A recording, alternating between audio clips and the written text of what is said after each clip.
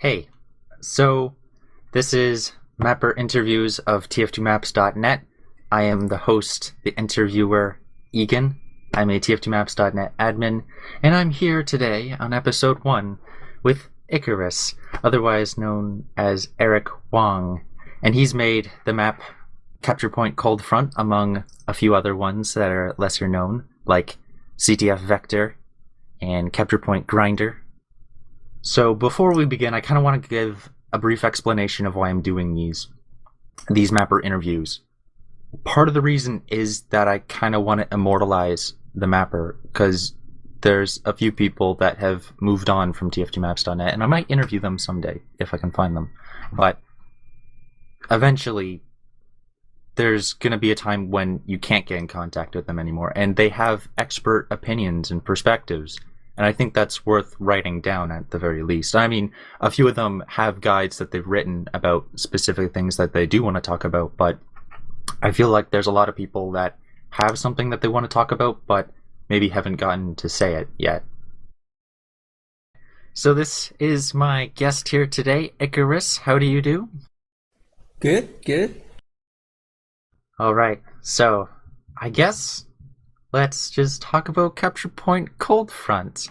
And Cold Front, by the way, ladies and gentlemen, was introduced in the Engineer update, which was July 8th? July 8th, 2010. Okay. So, Capture Point Cold Front. Did you have an inspiration for this map? I think a lot of people can realize that I did take a lot of inspiration from Granary. When I design maps, I try to figure out what kind of what would set it apart from the other ones, especially of the other ones I've made. Like if you look at the other maps I've made, they've all been kind of outlandish. They're all very experimental. But Cold Front was kind of my first regular map, so I tried to make a fairly vanilla map and see where I went with that. Would you say that the map has satisfied the influences that first made you want to make this map? Well, certainly. I mean, if I wasn't happy with it, I wouldn't have gone through with it. And I guess that kind of answers itself when it got official into the game. Yeah, that you can't get any more affirmed than that. Looking back at Capture Point Cold Front, I know it might have been a while since you've last played it, but when the last time you did play it, did you notice anything wrong with it that you're like, oh man, I wish I could fix that? Tons. I mean, especially now that I have a bit of an art background behind me, I can look back and be like, I can do so much better. But at the same time, I don't want to, mess with what people have been used to and what works. And yeah, if I had the time, I would like to go back and make some adjustments. Definitely. Can I ask, do you even still like the map? Oh, of course, yeah. It's still fun to play on. Alright, cool. Just there's a couple maps that I've made, like I make surf maps, so there's a few that I've made that were pretty experimental. I'm like, yeah, when I look back at them. Yeah, I think it's like any kind of artist's craft or something. It'll never be perfect, and there will always be some kind of glaring flaw that only you can see that won't stop bothering you. Yeah, probably. Okay, what's your favorite aspect of Capture Point Cold Front? I guess in terms of art, it was the most original one I've made. I mean, it was the first time I really messed with the environment settings, and I had a lot of fun with that, especially like with the particles and stuff, and even like sound system. Like I made my own, and that was really fun to play with. But I guess I'm also really proud of it being, I guess, partially accepted by the competitive community. When I was developing it, I worked with some competitive players, and they were a joy to work with. I mean, it was a lot of fun. Branching off that, Valkyrie, a member of Team Fortress 2Maps.net, asks, do you feel that Team Fortress 2's competitive community has a large impact on mapping? I'd say it depends on what the intention of the mapper is. I mean, some mappers, their opinions would vary quite widely. You got some mappers who are they're very passionate about the competitive community and they want to build something that works for them. At the same time, you have some people who kind of like shun them. And, it's a lot of opinions around, but it all depends on what the mapper wants to do. It's hard for me to say what it's like currently because I haven't been with community for a few years now. But when I left about it, it was probably the most influential it's ever been. I mean, there were a lot of maps being created to cater to the competitive audience. Okay. A second part of Valkyrie's question is, how do you feel about the competitive community changing stock maps to meet their needs, like Viaduct Pro or Warmfront? Oh, I'm all for it. I mean, you should do whatever works best for you. I mean, there's no reason to have to stick with vanilla or whatever stock maps it is. If a change would be ultimately better for whatever thing you want to do, you should definitely go and do it. Don't be held back. Did you make Capture Point Warmfront? No, I did not, but they did come to me for permission first, which I gladly gave them. Okay, good. Not that I am surprised, just that's good. That's good. So, another user from tf2maps.net, 7, asks, what tips can you give people working on winter theme maps? For example, how do you address complaints associated with color blindness that stem from a chiefly white map? That is an art-related question, so it would require like an art-related solution. You'd have to make sure you add enough difference in color and even contrast will help a lot. If there's not much color in your map, which is kind of strange for a Team Fortress map, I assume, but just focus on contrast and adding as much color as you can. I mean, in Coldfront, my original versions, it was kind of monotone. It was very black and white, and I got some complaints about that. But I just did some changes in the environment. I added a little more trees, some signs, and a little more color, and I even tinted the fog so it's a little purplish kind of color, and I think it turned out much better. You just got to add that contrasting.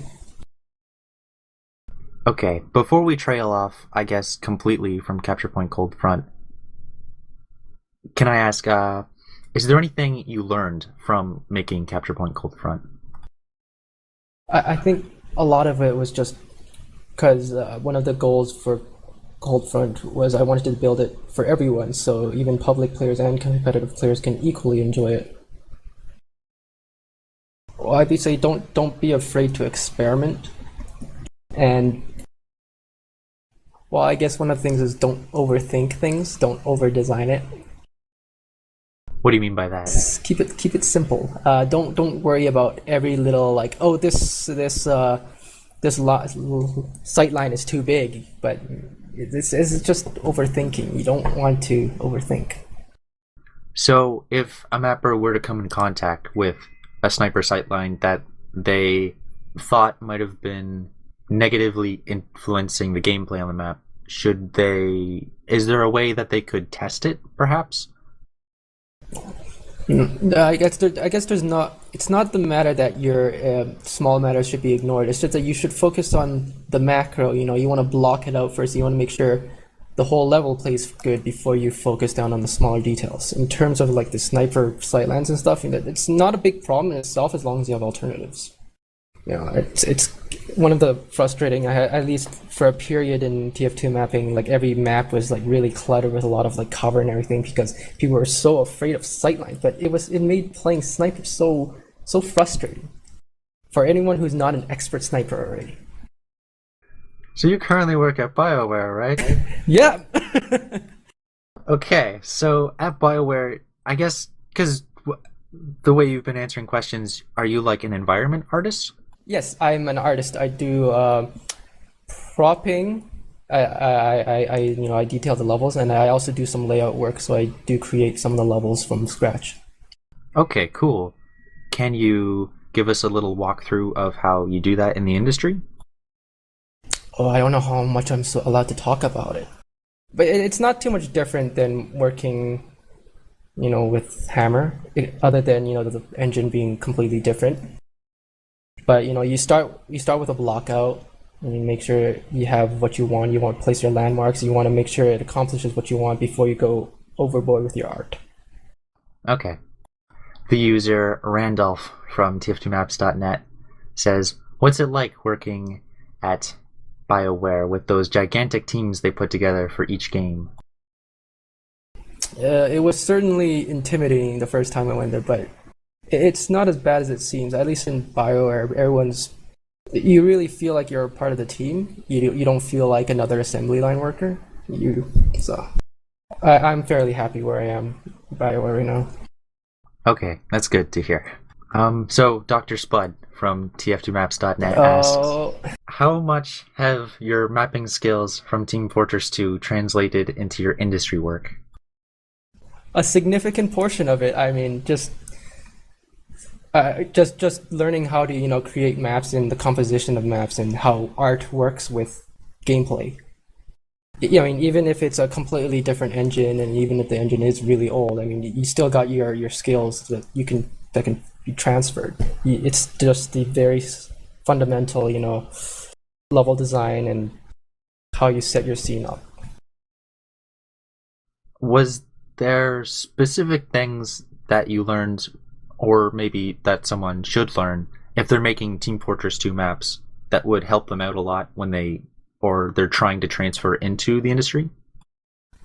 Really, just make good maps. As long as you make a map that people can genuinely enjoy and have fun, then that's all you need. Do you feel like, because I've noticed a lot on portfolios around the internet, that a lot of people will put like winner of this contest. Do you feel like that would definitely be like an achievement, like an employer would definitely look at that and go, wow, yeah, that guy is really cool? Oh, well, yeah, definitely. I put in my portfolio, and during my interview I got some raised eyebrows. Okay, cool. I guess there's a part of me that I do make Team Fortress 2 maps, but I've made a lot of maps that haven't been stock gameplay, and I'm sure that there's a bunch of other people out there who haven't gotten those achievements on their maps, but want to still get into like level design, for instance. So I guess I was just wondering, like, if someone didn't have it, like, if they were only making levels right now, is there something that they could kind of strive towards, or kind of just work on before they get into an industry job, like before they even apply? Well, what kind of job would they be looking for? Like a level design position? I guess that does kind of depend, doesn't it? Like someone who's, because you're a level artist. Okay, so I guess asking you, how would someone who wants to be a level artist, if they've only been making Team Fortress 2 maps currently, like from start to finish, what could they focus on? If you want to be a level artist, you should focus on the art. Definitely, but yeah, keeping the map fun will definitely improve you, because we have a lot of pretty maps that don't play as well, and they usually fade out pretty quickly. It's the gameplay that'll keep the longevity of it, but if you want to get a level artist, it should look nice. On, say, like a resume, you can definitely easily put like, oh, your map won this contest, or look how pretty it is in these screenshots, but how could you portray that your map plays really well in a portfolio compared to other maps that someone might see, like a portfolio piece? Yeah, I asked that question myself a few times. It's really quite difficult.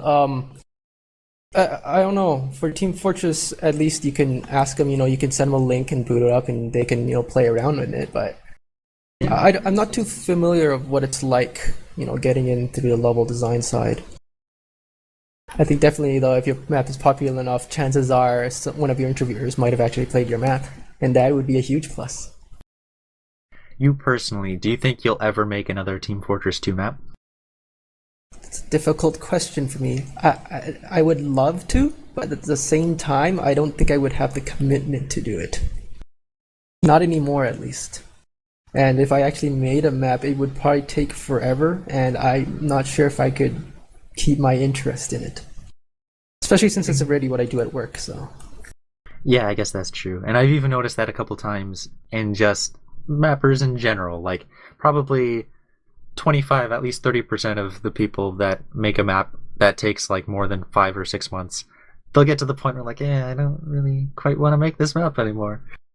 Yeah, you get kind of sick of it. You just got to play something else for a bit, or work on something else and get back to it. People get burned out. I mean, it's what happens. Was there a map that you wished succeeded more than Coldfront?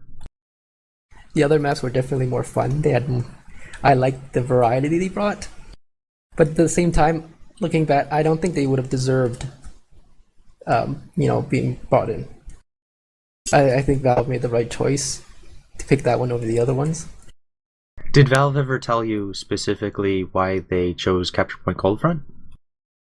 They just sent me an email. Oh no, I believe when Coldfront was almost finished, I sent Robin Walker an email asking them to play it. And so I asked for their professional feedback, and when they got back to me, they didn't give me feedback. They're just like, "Hey, we actually did play your map the other week, and we really like it. We'd like to discuss getting into an agreement with you."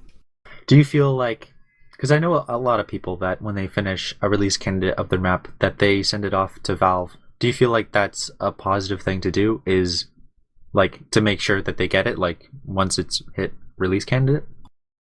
Definitely. I don't know if Valve still does it, but back then they would play custom maps every week or so, and they just get around and play the game. And I think people can just like suggest maps and they'll throw it in there. And definitely, if you know any level designers in Valve specifically, you can just ask them for their quick opinion, or yeah, they might have some valuable insight. They're very busy people, but I think they're willing to help you out if you ask them. Are there any shout outs that you want to give to specific people that have like super helped you, but maybe you feel haven't gotten a lot of recognition for what they've done? I still have a lot of respect for Dr. Spud. He and we were kind of rivals a bit during that one contest, but I feel like we've helped each other quite a bit, and it was a very friendly relationship with him. And when you say that contest, because I don't even remember. Oh, it's when I was making Vector and he was making Harp. We bounced a lot of ideas between each other, and we stole some of each other's ideas as well. I guess, is there anything that you'd like to say about the maps you've made? I think one of the most important lessons in level design, at least in Team Fortress, when you're working in an environment like community mapping, like getting other people to test your map, is it's very important to listen to feedback, but not become a slave to their feedback. When people give you feedback, you need to think about why they're saying that, what you can do that. For the most part, people don't know what they want until you actually give it to them. It'd be great if you could find out what that is. And really, nobody but yourself knows the map better than you do. And yeah, just keep working at it. Okay, so that was Mapper interview with Icarus, Eric Wong. If you want to play any of his maps, we have them not in the rotation, but we have them on the servers at tf2maps.net, or you can go to tf2stats.net. I think that's the website, and you can enter a map name like Vector. I'll give a list of all the maps that Icarus has made in the description of this video, and you can check at tf2stats.net the map name and see what servers are currently running the map. If you wanted to play Coldfront, it's in the game, so there you go. You can play it whenever. So I'd like to thank you, Icarus, for taking the time out of your busy days at the industry job that you work. It's no problem. It's kind of nice to be back in touch with you guys for a little bit. Yeah, I guess now that we brought that up, I do like to shout out to Team Fortress 2 maps. They helped me a ton. I don't know where I'd be without them.